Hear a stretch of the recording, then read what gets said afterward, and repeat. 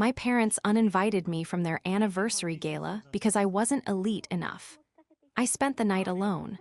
But while they toasted their image, the news broke. My brother called, panicking, as every guest realized the tech billionaire they idolized was the daughter they'd just rejected. Before we continue today's story, we have an urgent announcement to make. Due to technical issues, we are pivoting towards another channel. Please subscribe to our new channel, Inherited Revenge. You can find the link in the video description, the pinned comment, and the collaboration tag on this video. Make sure to switch over now so you don't miss out. Thank you for your support. Now back to the story. I was sitting on the floor of my studio apartment, surrounded by half-packed boxes and the smell of stale coffee, when my phone buzzed against the hardwood.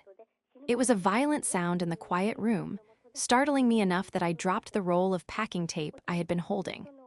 My hands were already shaking, a symptom of the exhaustion that had plagued me for the last 6 months, the kind of bone-deep weariness that comes from sleeping 4 hours a night and living on adrenaline. I wiped my palms on my oversized, stained sweatshirt and reached for the device. The screen lit up with a notification from Mother. My stomach did that familiar, sickening flip it always did when she contacted me. We were 3 days away from their 30th wedding anniversary. The Pearl Jubilee, as my mother, Sylvia, had been calling it for the last 2 years. It was going to be the social event of the season for our mid-sized city's upper crust. They had rented out the grand ballroom at the Historical Society, hired a string quartet, and invited everyone who was anyone: politicians, old money families, and the new wave of venture capitalists my father, Richard, was desperate to impress. I had spent the last week agonizing over what to wear. I had even scraped together enough money from my freelance checking account, the one they knew about, to buy a dress that didn't look like it came from a thrift store, though it had. I wanted to be there. Despite everything, despite the years of subtle digs and overt exclusions, I still had that pathetic, childlike desire to see them happy and to be part of that happiness. I unlocked the phone. The message was long, too long for a simple check-in. "Elena," it began, no greeting, no warmth. "Your father and I have been discussing the seating arrangements for Saturday. It has become incredibly complicated. We have received last-minute RSVPs from the oblivious influential partners at the firm and the vice mayor. Space is at an absolute premium." I held my breath, reading the words but struggling to process the implication. To be blunt, this is a high society event. The guest list is curated for professional networking and image.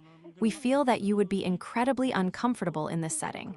You don't know anyone, and quite frankly, your current lifestyle and presentation would be difficult to explain to our investors. We think it is best if you do not attend.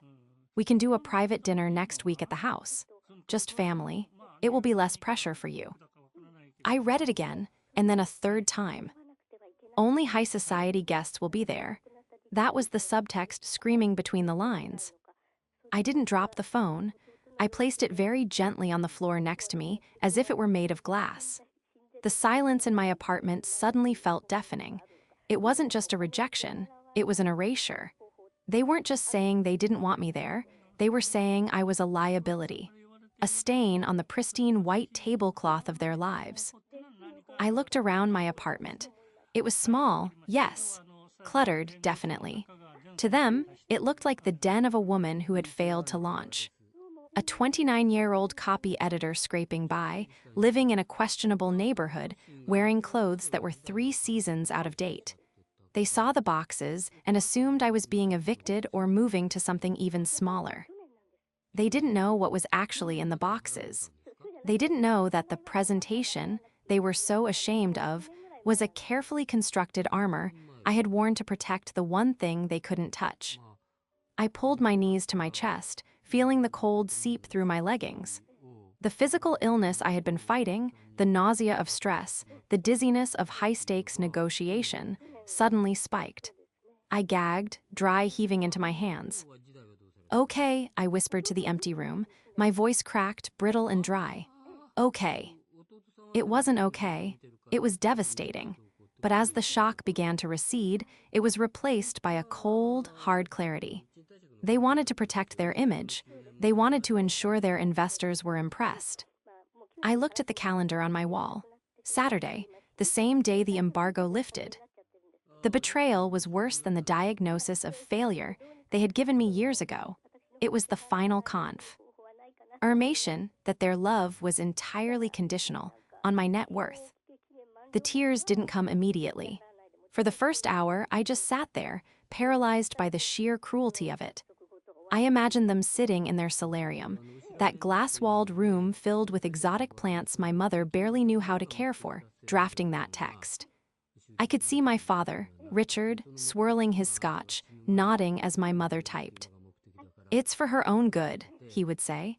"She'd just stand in the corner looking like a lost puppy. It's embarrassing for everyone." "Exactly," Sylvia would agree, hitting send without a second thought. "We can give her a check next week. That's what she really needs anyway." I stood up, my legs trembling, and walked to the kitchenette. I poured a glass of tap water and drank it down, trying to wash away the sour taste in my mouth. My reflection in the window was ghostly, pale skin, dark circles under my eyes, hair tied up in a messy bun. I looked like a wreck. I looked exactly like the daughter they were ashamed of. I picked up the phone again. I needed to reply. If I didn't, they would call, feigning concern, pushing the narrative that they were doing me a favor. "Understood," I typed. "I wouldn't want to be a distraction. Have a wonderful anniversary." I sent it before I could change my mind. It was passive. It was weak. It was exactly what they expected from Alina, the doormat. Almost immediately, 3 dots appeared. "Thank you for being reasonable, darling. We knew you'd understand. We'll send you photos." Photos? They would send me photos of the party. I wasn't good enough to attend. I threw the phone onto the couch and walked over to the desk that dominated the corner of the room.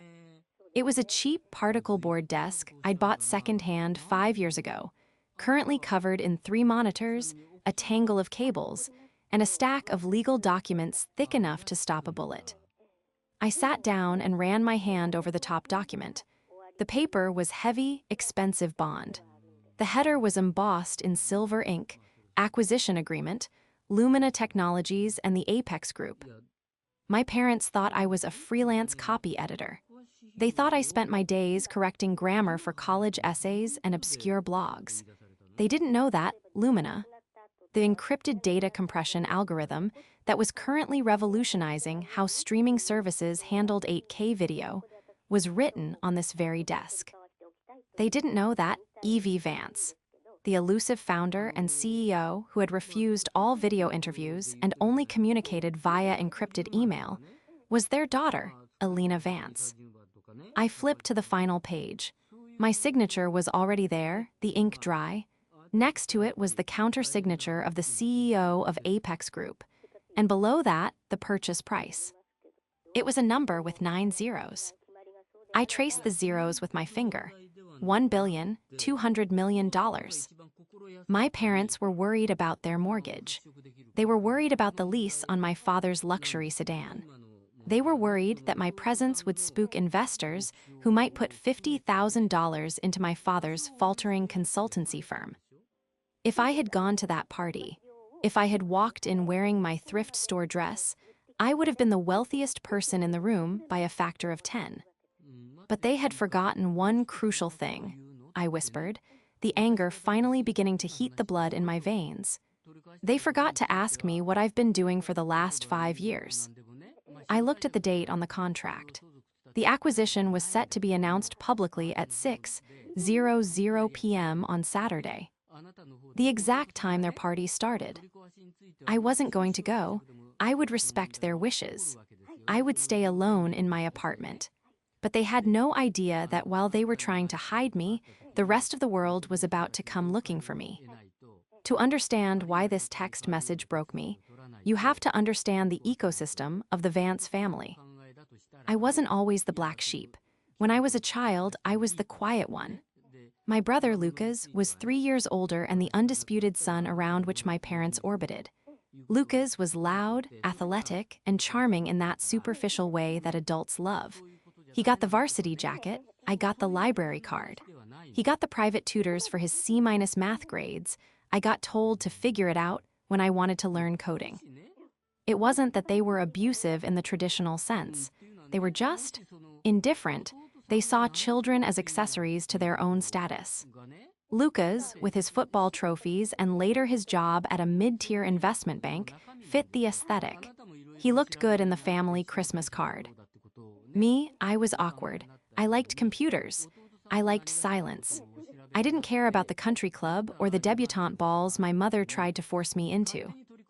By the time I was 22, the narrative was set. Lucas was the success, and I was the project.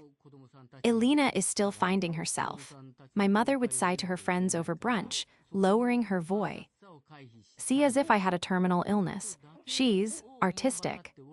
When I started Lumina 5 years ago, I made a conscious choice to keep it separate from them. At first, it was out of fear of failure. I didn't want them to have more ammunition to mock me if it crashed and burned. But as the company grew, as I secured my first round of funding from a Tier 1 VC firm in Silicon Valley, all handled remotely, all under the radar.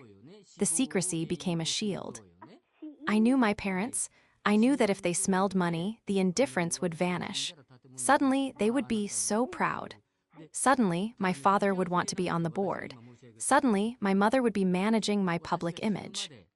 I couldn't let them touch it. Lumina was mine. But despite knowing who they were, I still tried.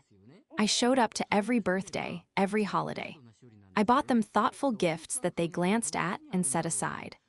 I listened to my father lecture me on fiscal responsibility, while I was managing a company with 40 remote employees and a burn rate of $20,000 a month. And then there was the antagonist in the shadows, Lucas. My brother wasn't just the golden child, he was the poison in the well. He was the one who whispered in their ears. Elena's looking rough, he'd say at Thanksgiving, pouring himself a glass of wine. I think she's asking for money again. You guys need to be firm with her. Tough love, right? He worked in wealth management, a glorified salesman for a firm that preyed on people like my parents, people who had money but no sense. He knew exactly how to push their buttons. He was the one who had convinced them that my lifestyle was an embarrassment. I found out later, through a mutual acquaintance, that Lucas had been explicitly campaigning to get me uninvited from the anniversary party. She'll bring down the vibe, he had told my mother. I'm trying to close a deal with the Sterling family at the party. If they see Elena moping around in some rag, looking like she's on welfare, it makes us look unstable. We need to project power, Mom. Lucas, the man who leased a Porsche he couldn't afford. The man who had borrowed 10 grand from me 3 years ago and never paid it back. A loan I never told our parents about because I didn't want to embarrass him. He was the one orchestrating this. He wanted the stage to himself. He wanted to be the sole heir to the Vance social legacy. I looked at the clock. It was Friday night. The party was in 24 hours. My phone buzzed again. It was a notification from the Bloomberg app. Breaking news, tech world buzzing with rumors of massive Lumina acquisition. Announcement expected tomorrow. I smiled. It was a cold, jagged smile that didn't reach my eyes. Lucas wanted to project power. He wanted to ensure only high society guests were in attendance. He was about to get exactly what he wanted. The most high society woman in the state was going to be the main topic of conversation. She just wouldn't be in the room to save him when the truth came out. Saturday morning arrived with a gray, oppressive stillness that matched the knot in my stomach. The anniversary gala was 12 hours away.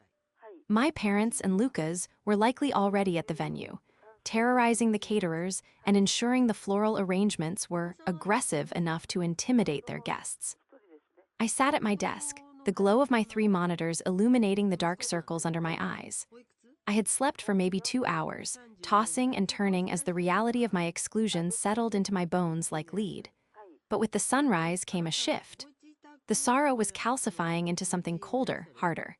It was the engineer in me taking over, the part of my brain that solved problems not by weeping over them, but by taking them apart, component by component, until the flaw was exposed. If they were so terrified of me damaging their image, I needed to understand exactly what image they were trying to protect. My father's consultancy firm, Vance and Associates, had always been projected as a pillar of stability. We lived in the right neighborhood, drove the right cars, and vacations were always documented on social media. But I knew better. I knew the specific cadence of my mother's voice when she was trying to charm a creditor over the phone. I knew the way my father sweated when the mail arrived. "Let's see what you're hiding," I whispered, my fingers hovering over the mechanical keyboard. I didn't need to hack anything illegal. I was a data architect. I knew how to find information that was publicly available but buried deep in the digital sediment. I started with the county clerk's records for the house. It took me less than 10 minutes to find the first crack in the facade. There were 3 liens against the property. Not one, which might be a renovation loan, but 3 separate claims totaling nearly $2 million. The most recent one was dated 6 months ago, a high-interest, private lender loan. The kind you only take when the banks have already laughed you out of the room. My heart hammered against my ribs. They were underwater, deep underwater. I moved to the business records. Vance and Associates had reported a net loss for the last 4 consecutive quarters. The investors, they were so desperate to impress tonight, weren't looking to expand the business. They were likely the sharks circling the water, waiting to see if there was any meat left on the bone. "Why the party then?" I asked the screen. "If you're drowning, why spend 50 grand on a gala?" Then I pulled up the public trading disclosures. My brother, Lucas, worked for a firm that handled my parents' retirement accounts. I had always assumed he was managing them well. He was the finance guy, after all. I cross-referenced the dates of the loans with Lucas's trading activity. It was a mess of aggressive, high-risk options trading. The kind of gambling that looks like genius when the market is up and looks like criminal negligence when it's down. And then I saw it.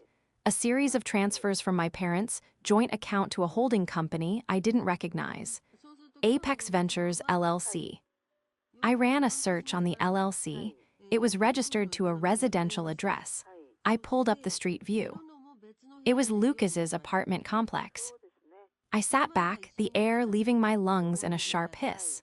Lucas wasn't just managing their money. He was siphoning it. He was bleeding them dry to cover his own trading losses, likely telling them it was market volatility or strategic reallocation. The puzzle pieces snapped together with a sickening click. The party wasn't a celebration. It was a desperate, flailing attempt to project wealth to secure a bailout or a merger before the house of cards collapsed.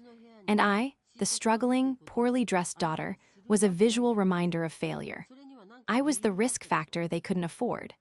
Lucas had pushed me out not just because he was embarrassed, but because he was terrified I might ask the wrong question in front of the wrong person. I wasn't just a daughter they were ashamed of. I was the only person smart enough to see the crime being committed in plain sight. I picked up my phone. My hands were steady now. The trembling was gone. I dialed the number for Marcus, my chief legal counsel, and the only person in the physical world who knew the full extent of the Lumina deal. Elena, his voice was rough with sleep. It was 7:00 a.m. on a Saturday. "Change of plans for the announcement, Marcus," I said, my voice flat and clinical. "The embargo lifts at 6:00 p.m. We're all set for the press release to go out on the wire. Did you want to delay?" "No," I said, staring at the screen where Lucas's fraudulent LLC registration stared back at me. "I want to accelerate the personal angle. I want you to leak the exclusive to CNBC's primetime slot. Tell them they get the first on-air interview request if they run the segment at 6:05 p.m. sharp. And make sure they have the new headshot, the one where I look like I own the place." "Elena, that's aggressive. You usually hate the spotlight." "I do," I replied, closing the tab on my brother's crimes. "But I realized something today, Marcus. If you stay in the dark too long, people start to think you don't exist. I need to remind everyone that I'm very, very real." Understood, I'll make the call. I hung up. The trap was set. I wasn't going to the party. I didn't need to. I was going to be the biggest thing in the room, whether they liked it or not. 6:00 p.m. I sat on my worn-out beige sofa, a glass of cheap wine in my hand, a final toast to the old Alina. On the center monitor, I had the live stream of the Business Daily Special Report. On the right monitor, I had a real-time feed of social media mentions for Lumina. The room was silent, save for the hum of the computer fans. But inside my head, it was a cacophony. I imagined the grand ballroom, the clinking of crystal glasses, the forced laughter. My mother in her shimmering silver gown, clutching my father's arm, smiling until her cheeks hurt. Lucas working the room, shaking hands with men he was actively defrauding. On the screen, the anchor, a sharp-faced woman named Diane, turned to the camera. The breaking news graphic flashed in urgent red. In a stunning development in the tech world, Diane began, her voice practiced and grave. The mystery behind the year's largest acquisition has finally been solved. Lumina Technologies, the compression giant that has baffled Silicon Valley with its anonymity, has been acquired by the Apex Group for a staggering $1.2 billion. I took a sip of wine. The number looked surreal on the ticker at the bottom of the screen. For years, the industry has speculated on the identity of the founder, known only as E.V. Vance. Tonight, we can exclusively reveal that the genius behind the code is 29-year-old Alina Vance. My picture filled the screen. It was the professional portrait I had taken 3 days ago. In it, I wasn't the girl in the oversized sweatshirt. I was wearing a tailored black blazer, my hair slicked back, my gaze direct and piercing. I looked powerful. I looked like a threat. Sources close to the deal say Vance programmed the core algorithm entirely from her apartment, bootstrapping the company without initial venture capital to maintain total control. This acquisition makes her one of the youngest self-made female billionaires in the country. I watched the social media feed on the right monitor. It went from a trickle to a waterfall in seconds. Lumina Alina Vance billionaire. Wait, isn't she related to Richard Vance? I went to high school with her. She was the quiet girl. And then the phone on my desk lit up. It wasn't my parents. They were likely on stage or stuck in a conversation they couldn't escape. It was Lucas. I let it ring 3 times. The sound was satisfying, like a bell signaling the start of a round. I picked up on the 4th ring. Hello, my voice was calm, bored even. Elena, Lucas sounded breathless. I could hear the ambient noise of the party in the background, the murmur of 100 voices, the clinking of silverware, the faint strain of a cello. He was likely hiding in a corridor or a restroom. Elena, what the hell is going on? You'll have to be more specific, Lucas. I'm having a quiet night in, as requested. Don't play dumb, he hissed, his voice cracking. The TV's at the bar. Everyone is looking at their phones. Mr. Sterling just asked Dad if it was true. Dad didn't even know what he was talking about until someone showed him the broadcast. Is it true? Did you sell a company for $1 billion? 1.2, I corrected gently. But after taxes, who's counting? Why didn't you say anything? He was panicking now. The aggression was there, but it was brittle, overlaying a deep, terrified tremor. We could have structured this. I could have helped you manage the portfolio. Do you have any idea how bad this looks? You're not here. People are asking where you are. I believe the text said, only high society guests will be there. I quoted, my memory for their insults perfect. I didn't want to embarrass you, Lucas. My lifestyle is so casual. Elena, stop it. You need to get here. Now, Dad is freaking out. Mom is hyperventilating in the green room. If you come now, we can spin this. We can say it was a surprise reveal planned for the anniversary. We can save the night. Save the night? I laughed, a harsh sound that felt foreign in my throat. I'm not interested in saving your night, Lucas. I'm interested in the truth. And frankly, I think the guests are confused. They're realizing that the only person in the family with actual assets was the one you kicked out.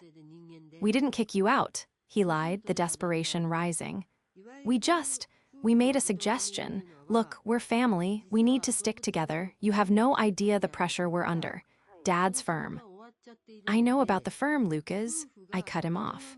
The line went dead silent. The background noise of the party seemed to swell. I know about the 3 liens on the house. I know about the negative cash flow. And I know about Apex Ventures LLC. His breathing hitched. It was a small sound, but it betrayed everything. I don't know what you're talking about.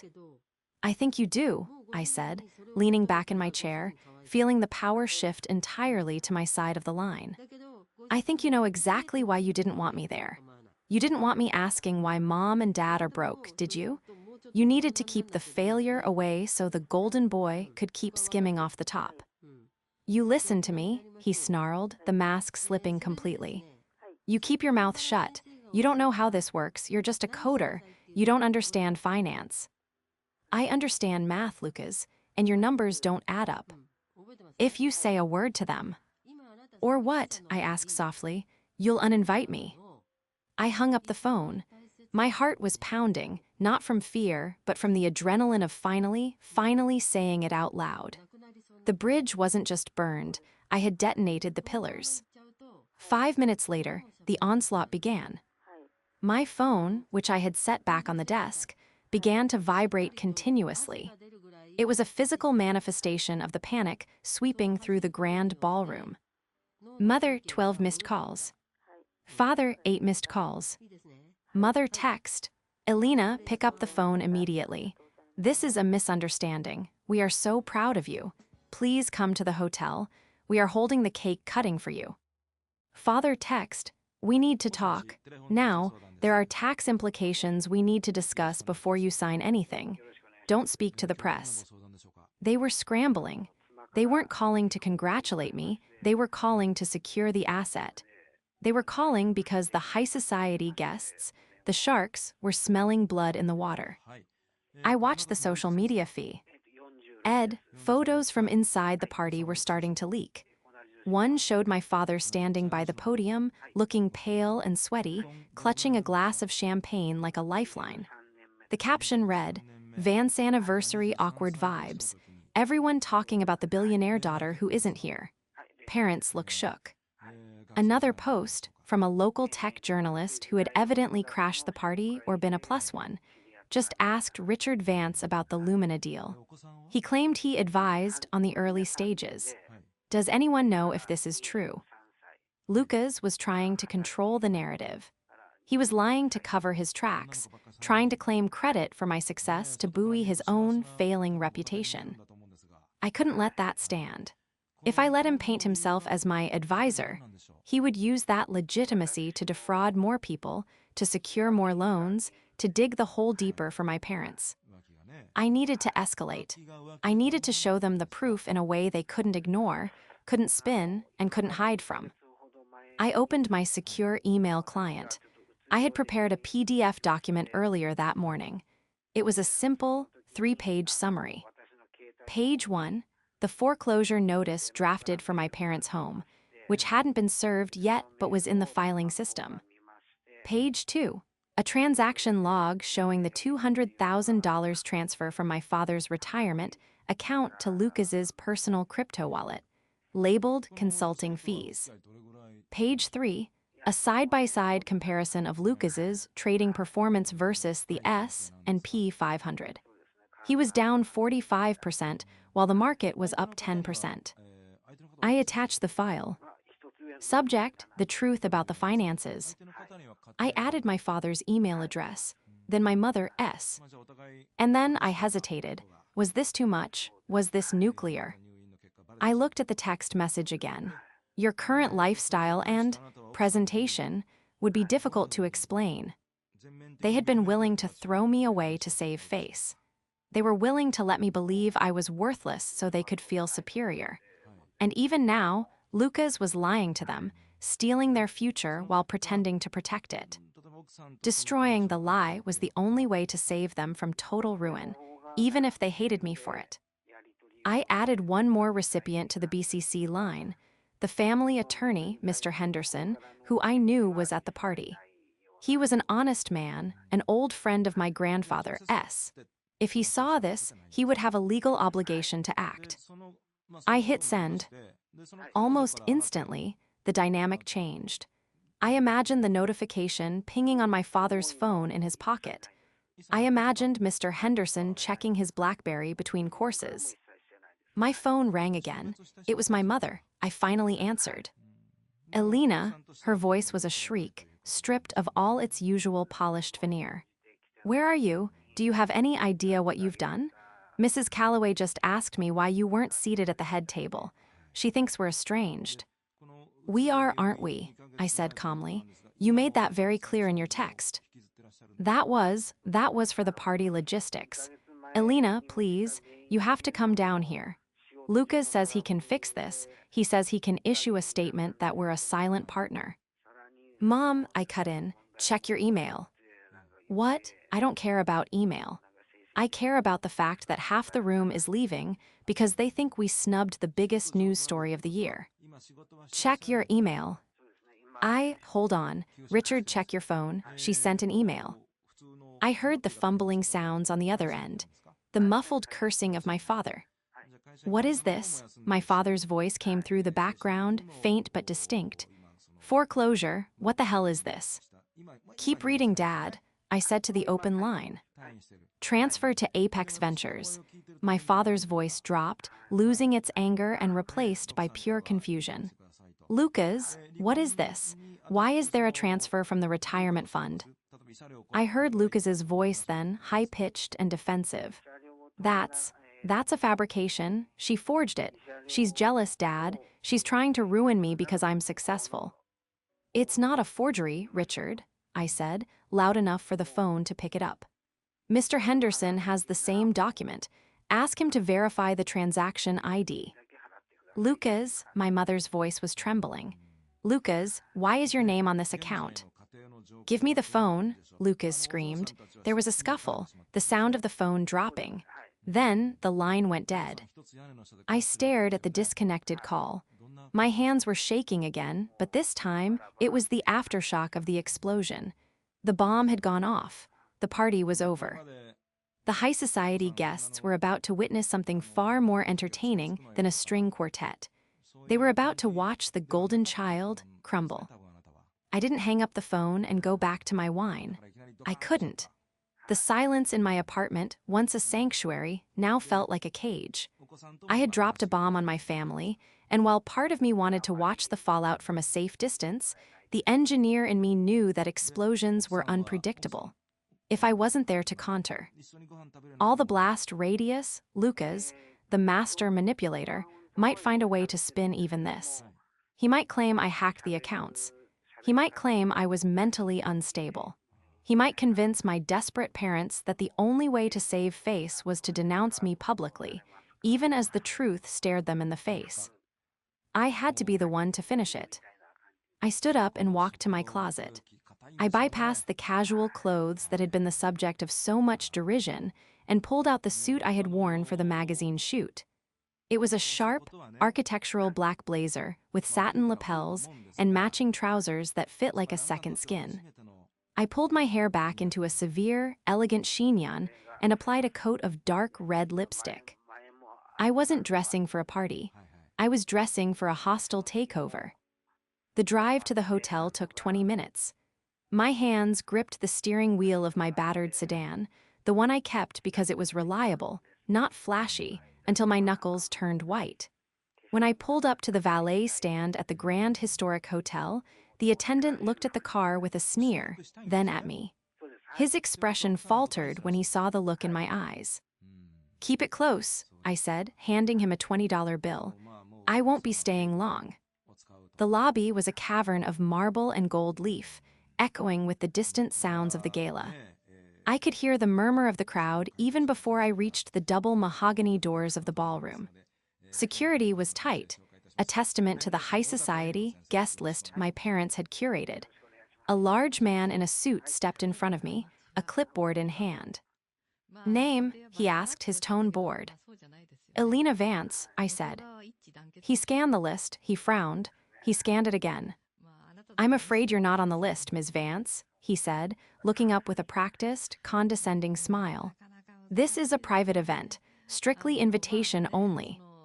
"Check the VIP addendum," I lied smoothly, not breaking eye contact.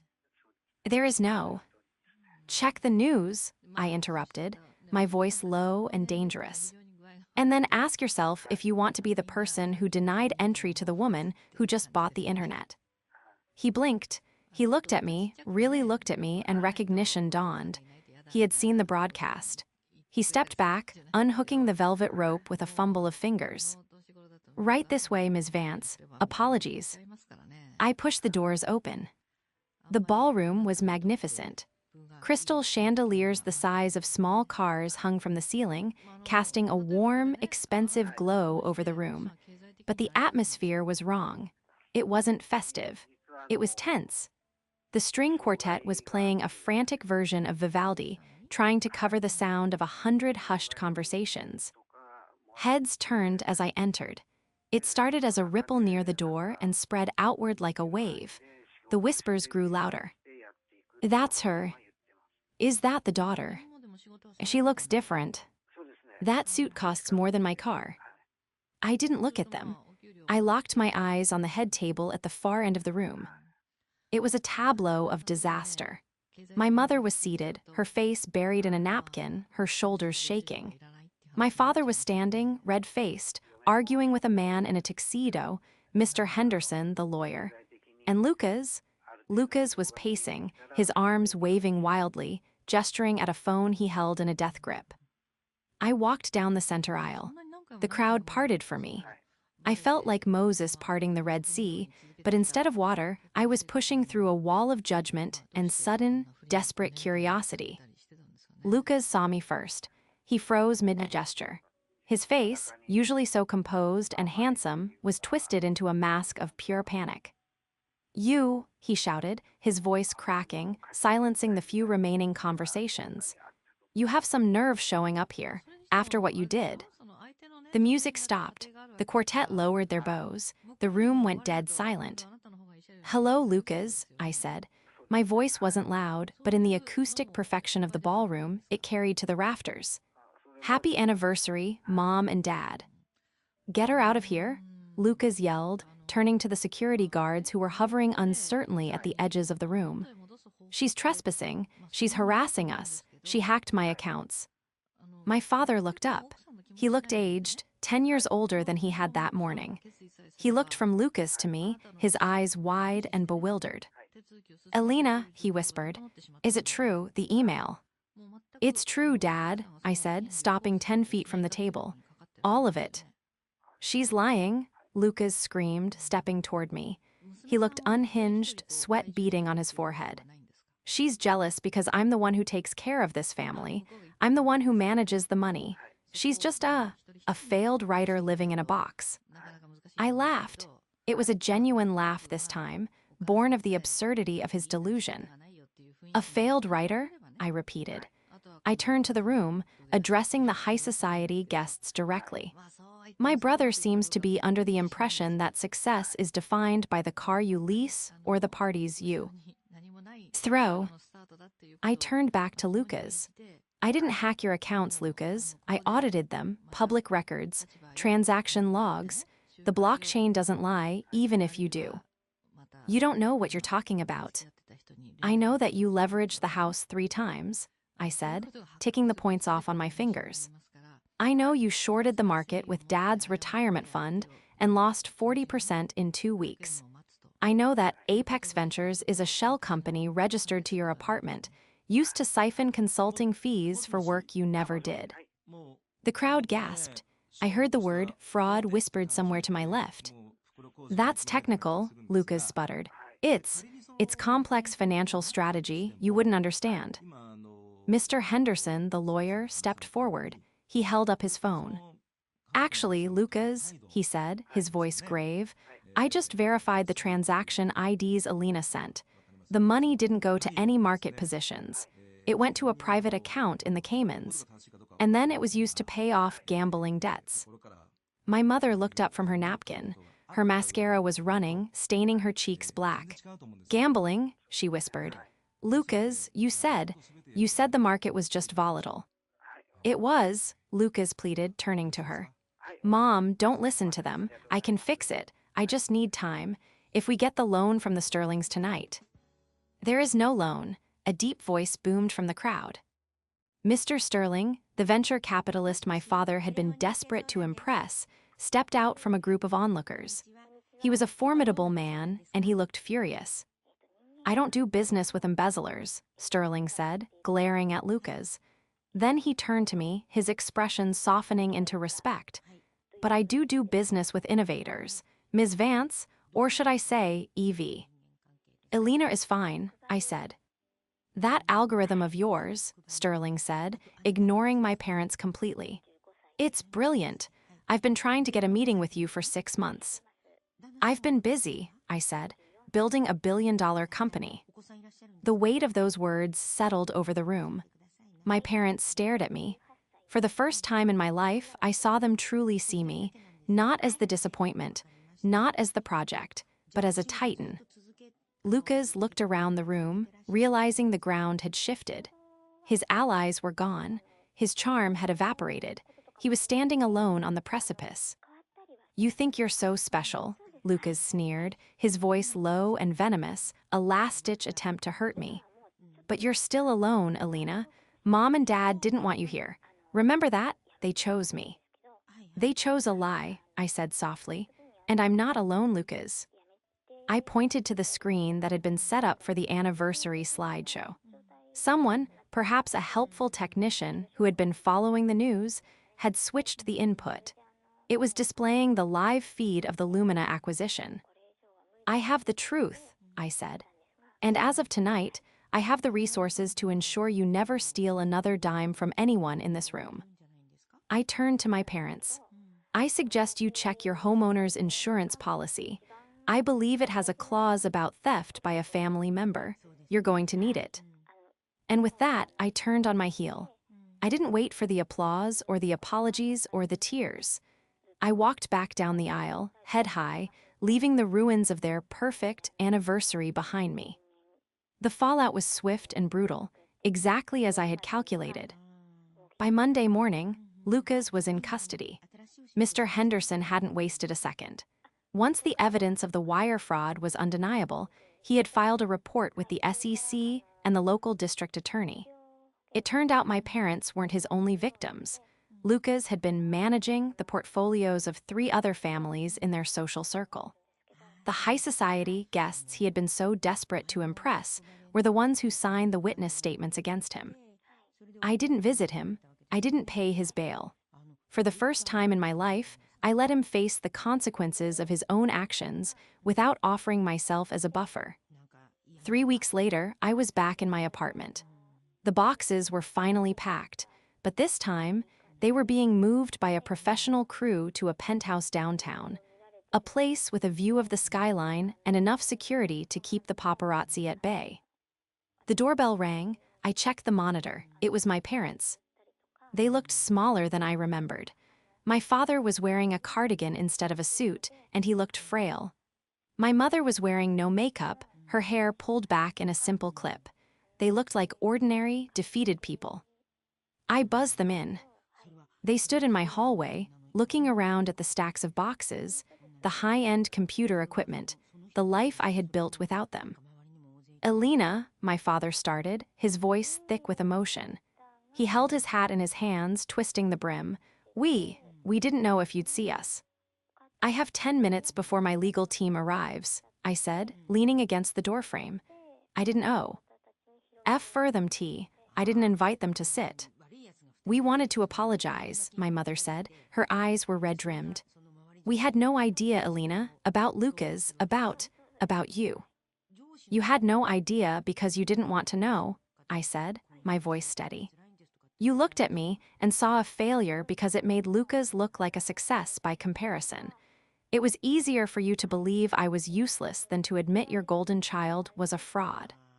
We were wrong, my father admitted, tears tracking down his weathered cheeks. We were so wrong, we've lost the house. The bank is foreclosing next week. The lawyers say, they say we're liable for some of Lucas's debts because we signed the joint accounts. They stood there, the unspoken request hanging in the air. Save us. I looked at them. I felt a pang of pity, yes. They were my parents. But the anger was gone, replaced by a dull, aching clarity. I bought the house, I said. Their heads snapped up. Hope, bright and desperate, flooded their faces. You did, my mother gasped. Oh, Alina, thank you, we knew you. I bought the debt, I corrected. The bank owns nothing, I own the mortgage. I walked over to the desk and picked up a folder. I handed it to my father. This is a lease agreement, I said. You can stay in the house, I won't evict you. The rent is set at $0 a month. Alina, that's incredibly generous, my father stammered. However, I continued, my voice hardening, there are conditions. First, Lucas is never allowed on the property. Not for a holiday, not for a visit, not for a minute. If he sets foot on the driveway, the lease is void, and you will be evicted immediately. My mother flinched, but she nodded. He ruined us. We know that now. Second, I said, you will not speak to the press about me. You will not give interviews about how you raised a billionaire. You will not take credit for my work. If anyone asks, you will say that I am an independent woman who made her own way. We understand, my father said softly. And third, I said, looking them both in the eye, don't expect me to come to the next party. I think I prefer my own company. They stood there for a long moment, processing the shift in power. They had raised me to be obedient, to be quiet, to be the background noise to their lives. Instead, I had become the landlord of their reality. We love you, Alina, my mother said, her voice trembling. We really do. I know, I said, and I believed her. They loved me in their own limited, flawed way, but I also knew that love shouldn't hurt this much. Goodbye, Mom, Dad. They left, walking slowly down the hallway, clutching the lease agreement like a lifeline. I closed the door and locked it. I turned back to my empty apartment. The sun was streaming through the windows, illuminating the dust motes dancing in the air. I wasn't the girl who waited by the phone anymore. I wasn't the daughter who needed their approval to feel whole. I was Alina Vance. I had built a kingdom out of code and silence. My phone buzzed. It was a text from my new VP of Operations. Meeting in 10, you ready to change the world? I smiled, picking up my bag. I already have, I typed back. I walked out the door, into the bright, blinding light of my own future, and I didn't look back.